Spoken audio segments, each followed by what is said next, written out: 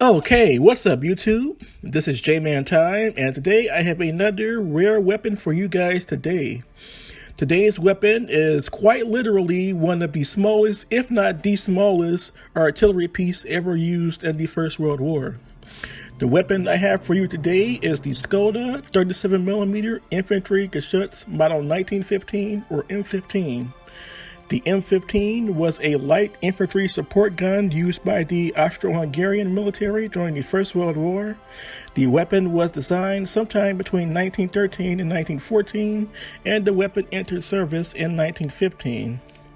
The Skoda 37mm infantry support gun had a weight of about 118 kilograms, or about 260 pounds. This weapon was literally so small that it could be carried by one man.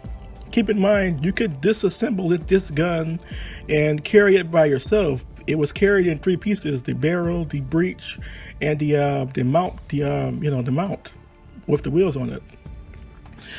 This gun's caliber was 37 by 57 millimeter, which was a pretty small round. It fired three different types of ammunition, four if you count the practice ammunition.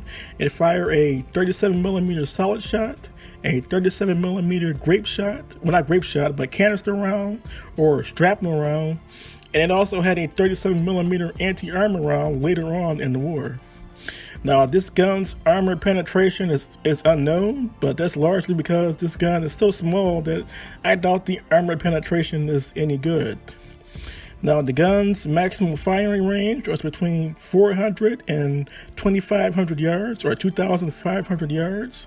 Now, that's just an estimate based on the ammunition type.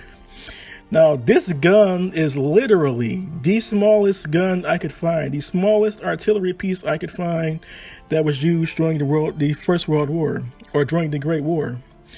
This gun is smaller than the French TRP model 1916 37mm infantry support gun that was used by both the French military and the US military from 1916 towards the end of the war.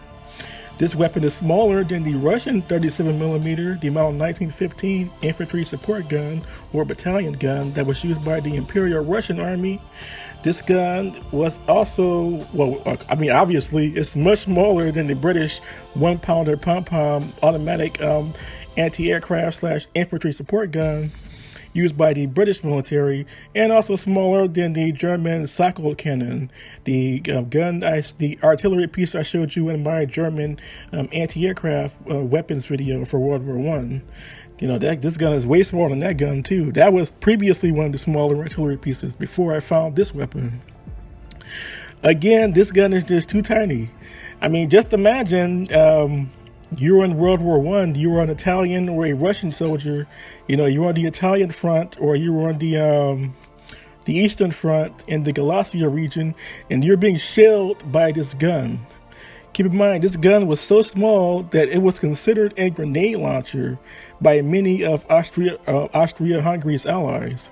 Now, keep in mind, this weapon was used not just by the Austro-Hungarians, it was also used by the Bulgarian Army too, or the Bulgarian Army too, and it was also used by the German military.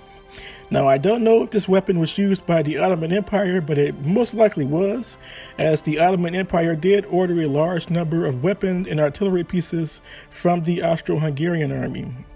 The Ottomans used Austrian submarines or U-boats. They also ordered some other surface vessels like torpedo boats, and they also ordered rifles and artillery pieces. So I wouldn't be surprised if this Skoda 37mm infantry Geschütz M1915 was also used on the Turkish front or the Ottoman front. But as of that's pretty much it for this weapon. I mean, in terms of it being the smallest, this is probably the smallest artillery piece I could find. In terms of artillery piece, I mean like the smallest artillery gun. I'm not talking about the literal grenade launchers or mortar launchers, but this is the smallest of the wheeled artillery pieces that were used in the First World War by either the Allies or the Central Powers, as far as I know. Now, what do you all think of this weapon?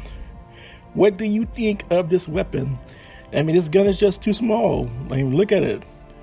I'm pretty sure the average Austro-Hungarian soldier probably feels strange using this weapon.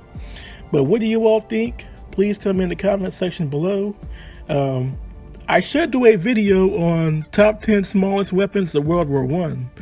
But, because there's a lot of weapons that were pretty small for each category. Smallest machine gun, smallest pistol, smallest capital ships, smallest aircraft. So I should probably do a video on that at some point, but I don't know when. But what do you all think? Please tell me in the comment section below. And until next time, this was J-Man Time, signing off.